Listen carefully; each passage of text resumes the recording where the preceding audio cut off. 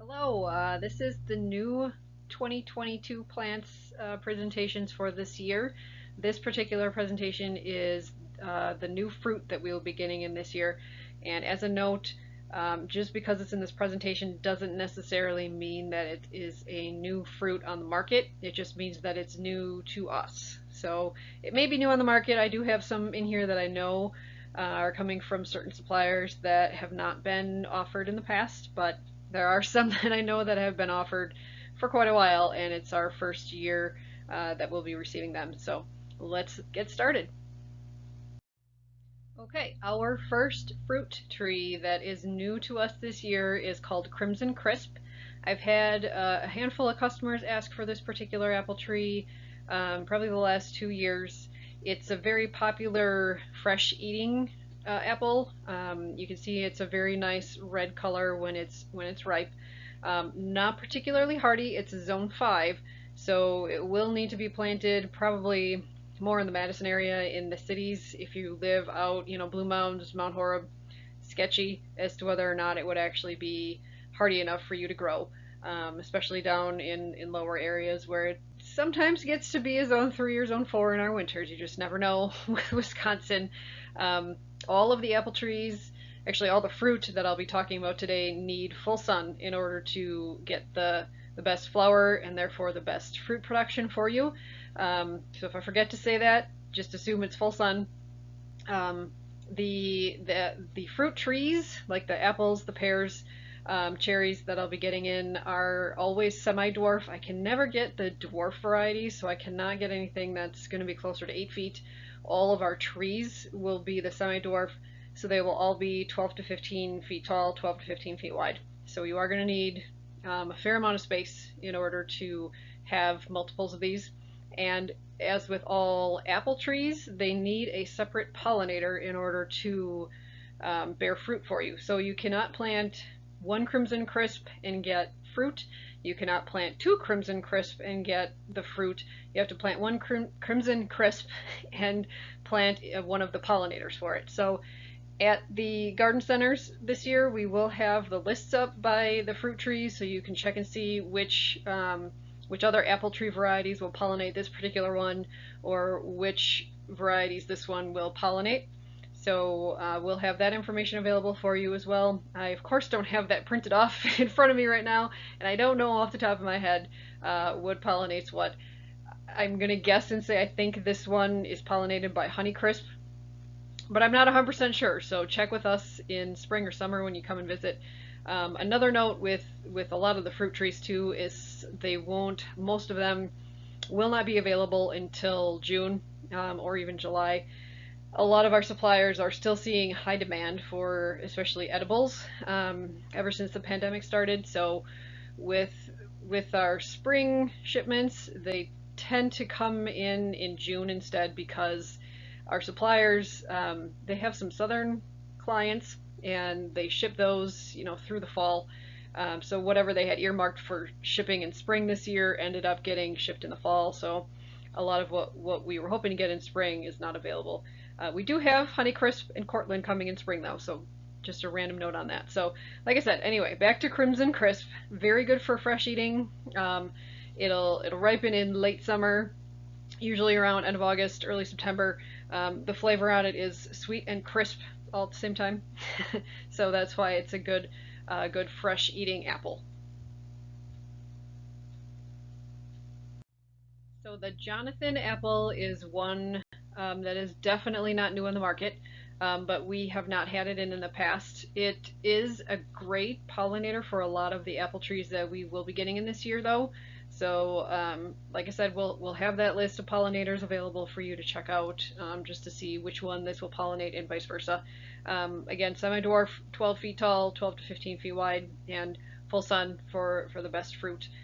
This one is great for fresh eating and for cooking. So if you want something that's a good pie apple or like an apple crisp, this would definitely be it would be a good bet to go ahead and plant this tree, just because it handles better with baking than some of the other apple trees do. The flavor on this one is going to be very sweet, so that's why it makes a great fresh eating tree. All right, so the Apple Tree Triumph is one that is new not only to us, but it's coming to us new from Bailey Nurseries, fresh on the market this year. Not a whole lot has been known about this particular variety, so we're still kind of learning a little bit. I believe my supplier said Macintosh is a great pollinator for this particular one, and vice versa. But check the pollinator list that we'll have at the greenhouse. This one is hardy to zone 4, so it's hardier than Jonathan and the Crimson Crisp, which are zone 5. So hardiness zone 4 on the Triumph, definitely bred for more of the Midwestern winters. Semi-dwarf size on this one also, and this is also great for fresh eating and for cooking. So if you like the Jonathan apple, but you are a little bit iffy on hardiness zone, this would be a better bet for you. It's great for fresh eating, for cooking, apple pies, apple crisp, and this one, the flavor in it is supposed to be sweet, crispy, and tart. So it sounds like a great option for a lot of different baking and fresh eating, if that's what you want to grow an apple tree for. This year, I decided to try a wild crabapple in addition to the ornamental crabapples that we'll be getting in, and the apple trees that I was just talking about. Um, this particular variety is actually, just as a warning for you, it's coming in pretty small. So it'll come to us about 2 to 3 feet tall. It's not going to be something that will bear fruit probably for 3 to 5 years. Just so you know what you're getting yourself into. But it's a self-pollinating tree, so this will bear fruit for you once it does get old enough to bear fruit. It'll bear fruit if this is the only tree that you have planted. Um, Also, another note, the apples on this are not quite as small as the crab apples that you'll see on like a prairie fire crabapple tree, but it's also not as big as a regular apple that you think of. So this will be kind of in between. Kind of like almost a small Macintosh. There was another variety called Kinder Crisp that we sold a few years ago that had a smaller apple. This is kind of about the same size. So people are saying if you want your kids to eat more fruit, but an apple like a regular size Macintosh or Jonathan, something like that, is too big for them, this is a good option because it's child size. The apple is child size, so they actually can finish the apple, and that way you don't have a lot of leftovers with the brownie flesh. This one again, once it does get to be mature size, will be 12 feet by 12 to 15 feet wide. Hardiness zone is zone 3, so definitely hardy here in Wisconsin. Pretty much anyone here in the state could grow it. And this one has a lot of benefits to it. You can eat it fresh if you want to. It's good for canning, for apple cider, apple cider, pickling, and if you want to preserve it, it'll be good for preserving as well. So there's a lot of different things you can do with this particular apple. Typically, it'll ripen in early September, possibly late August if we have a real warm summer. And this one is also heat tolerant, and it's resistant to apple scab, so you won't have a lot of disease with the apple scab on this particular tree. All right, this is a new pear tree. Not quite the same as like the Bartlett's and the Summer Crisp that we've had in the past. It's a little bit different. The photo actually shows the pears when they're not ripe. So normally a lot of people think of Bartlett pear. When a pear is ripe, it'll be kind of this green or yellow color. When this pear tree is ripe, it's actually more of a tan or a brown color. So just keep that in mind if you're looking for when to pick it off the tree. The size on this one's a little bit bigger. It's still semi-dwarf, but the mature height is going to be 15 to 18 feet tall, 8 to 12 feet wide, so it's not quite as wide as some of the other pear trees that we'll be selling. Hardiness on this is a zone 4, so pretty good for a lot of our customers. I always think the pear trees are really nice because their flowers are really pretty too, so you get that decorative flower flush in the spring, and then of course the pears that you can eat in late summer, early fall. This particular variety is semi-self-pollinating, so if you want to only plant one pear tree in your landscape, this is probably the better bet for you. You won't get as many pears If you only have just one tree, if you are able to plant, you know, two pear trees that will cross-pollinate each other, that would be better. But if you don't have the room, you could plant this one and still get a fair number of pears. And this particular pear tree is great for fresh eating, and you can also use it to for canning. So if you like to do some canning, this is a great tree for that. And apricots. I have had a few customers asking for apricot trees the last few years. I'm able to get in Debbie's Gold this year. So you can see the fruit there is orange. This depicts what it looks like when it's ripe and ready to be picked off the tree. Apricots are self-pollinating, so you do only really need to plant the one tree. If you do want more fruit, though, it's best to try to plant two of them if you have the room. Semi-dwarf, again, 12 to 15 feet tall, and this one also is skinnier like the pear tree in the previous slide, 8 to 12 feet wide, so you don't need quite as much space as you do with like an apple tree that'll be 15 feet wide. Hardiness zone on this particular apricot is a zone 3, so it is very hardy here in Wisconsin. The trees that we are going to be getting in are whips again, so I don't know that it will have many branches coming off of it, but it won't probably fruit for you for about 3 years, up to 5 years before you plant, after you plant them. So that's something to keep in mind. This particular apricot is not the kind that you see in the grocery stores that are dried.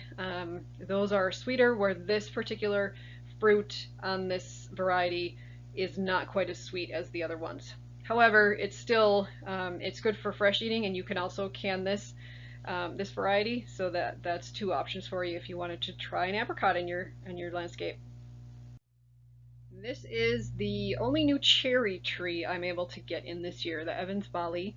It's a tart cherry tree, so it's self-pollinating, but again, as with all self-pollinating fruit, if you plant more than one, you're going to get more fruit, but if you don't have the room, that's not a problem with this one. You'll still get the cherries.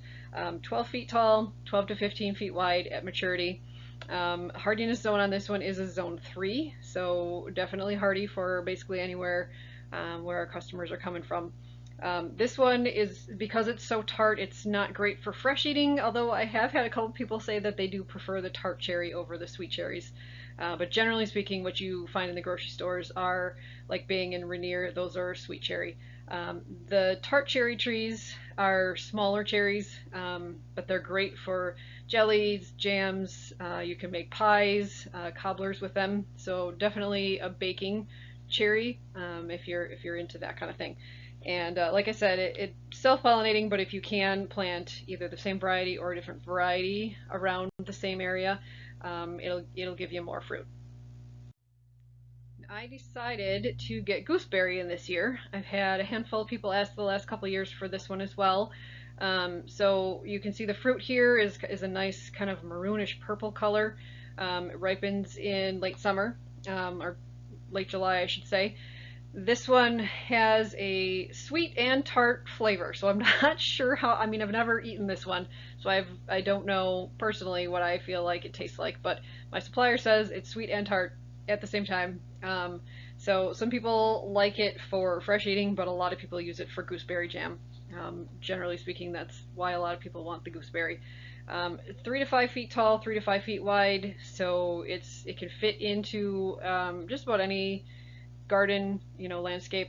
Hardiness on this is also a zone 3, so definitely hardy for our area in Wisconsin. So I'm getting in a couple of new blueberry varieties as well. People have started asking for these more often.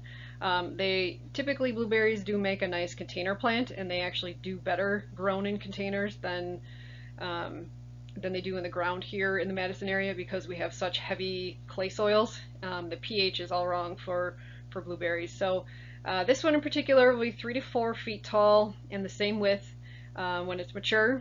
One note on blueberries is rabbits and deer love to eat this plant. I actually had a chipmunk eating one of the blueberries in my containers one year. So if you do decide that you would like to plant blueberries either in the ground or in containers, you need to make sure that you either use the sprays or fence them off, something like that, just to keep the critters from eating them down, at least until they get big enough that they can handle a little bit of browsing from the animals. Blueberries are kind of the exception to my full sun rule. They do grow in full sun, but they can also handle partial sun. So they can handle 4 to 6 hours and up. So they don't do really full shade. They won't get, they won't get enough light to produce a lot of flowers, and therefore they won't have a lot of fruit. But 4 hours or more should be perfectly fine for them. Pink icing variety is hardy to zone 5, so that's one that you'll need to keep protected a little bit more. Don't put it, out in the middle of your yard. If you do grow it in a container, generally we recommend that people bring the containers inside their garages over the winter, so that would help definitely protect this from the winter winds. The fall color on blueberries too is a nice red. So all the blueberries that I'm going to be talking about in the next few slides, they'll all have that red fall color too. And a second new variety is called Chippewa. Have had a couple of people asking for this one the last few years, so I have decided to get it in. This one is 3 to 4 feet tall, but only 1 to 2 feet wide. So this one is definitely more of a columnar type. Same red fall color, full sun to part shade is just fine. And as with all the blueberries, they're technically self-pollinating, but again, if you can plant 2 or 3, you'll get a lot more blueberries than if it's planted by itself. And this is a new, kind of a new thing for us to get in. Just to clarify, it's not one plant with 3 blueberries on it. It's actually 3 different blueberries planted in one container. So it's up to you if you want to leave it in the container, or if you want to, you can separate them out, plant them in the ground as 3 different blueberry plants. Chippewa I just went over. Polaris we've had in the past. That one's a zone 3, 3 to 4 feet tall, 3 to 4 feet wide. Draper is about the same, 3 to 4 by 4 feet wide. And the hardiness zone on the Draper is a zone 5, whereas Chippewa and Polaris are zone 3. So it is a little bit less hardy, but if it's still in the container, that shouldn't be an issue, because if you bring it in to your garage over the winter, that shouldn't be an issue with the wind chills and things like that. The reason why this, I think, came on from our suppliers is a lot of people are growing them in containers, especially, like I said, down by us we have the heavy clay soil with the wrong pH for growing them. So this is a great way to get 3 different varieties with a little bit different ripening period, and then you also get, because there's 3 different blueberries, you'll get a lot more of the fruit versus if you just had the one in the pot. This is kind of a new one for us from our suppliers, and just to clarify, it's not 3 blueberries on one plant. It's actually 3 separate blueberry plants in one container. So if you want to keep growing it in a container, you'll probably just need to pot it up every couple of years just to give the roots more soil to grow in. If you wanted to separate them, that's definitely an option that you could do as well. So Chippewa I just went over. Polaris we've had in the past. It's a zone 3, 3 to 4 feet tall, 3 to 4 feet wide. And then Draper is a little less hardy. It's a zone 5. It's going to be 3 to 4 feet tall and 4 feet wide in maturity. And as a note, if you do leave it in the container, they probably will not get as large, just because typically plants grow as big as the container allows them to grow, if that makes sense. The root system only has a certain amount of soil and nutrients to take up when it's growing in a container, versus in the ground it has all sorts of soil in your landscape, and it can grow to its mature size. So just something to keep in mind if you decide you do want to grow blueberries in containers. And this is our last new fruit. Thimbleberry has been around for a long time, probably longer than I've been alive. It's the first year I've been able to find it from our suppliers, though. If you're familiar with Upper Michigan, you will see this in quite a few wild spaces. So up in northern Michigan, it's a zone 3 for hardiness, so definitely hardy for Wisconsin. Thimbleberry is very similar to raspberries. It's in the same genus. It's just a little bit sweeter, the flavor. Like raspberries sometimes have a little bit of bite, little tart flavoring to them. Thimbleberry is actually very mild and sweet.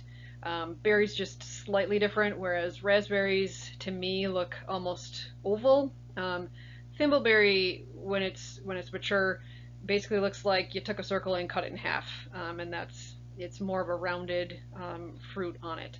So this one will grow on canes like raspberries do. It'll be 4 to 6 feet tall. Kind of ranges in width. It could be 3 feet. If the canes hit the ground and root themselves in, then it'll shoot out another cane somewhere else, so it could be 6 feet wide. Just something that you're probably going to need to keep tabs on if you don't want it to kind of run all over the place. This one also is full sun to part shade, so it'll handle shadier spots. I know I've seen it in woods where it gets kind of, morning sun, but once the sun goes overhead in the forest, then it doesn't really it gets dappled sun basically in the afternoons. So this is something very hardy. If you like raspberries, you might want to try this one out. And that's all I have for you on the new fruit for 2022. If you have any questions, feel free to email us at that Gmail address, knagreenhouse@gmail.com. We have multiple people that check it every day. If you have a specific question for me, you can just put "Attention Jessica" in the subject line, or you can try to give us a call at either one of those locations. So typically, once retail season starts, I'm at the Verona location. Now and again, you'll find me at Fitchburg, but really not as often. So I'm easiest to reach either by the email address or by calling the Verona location. So I hope you learned a little something. You're getting excited for spring, and we hope to see you this season.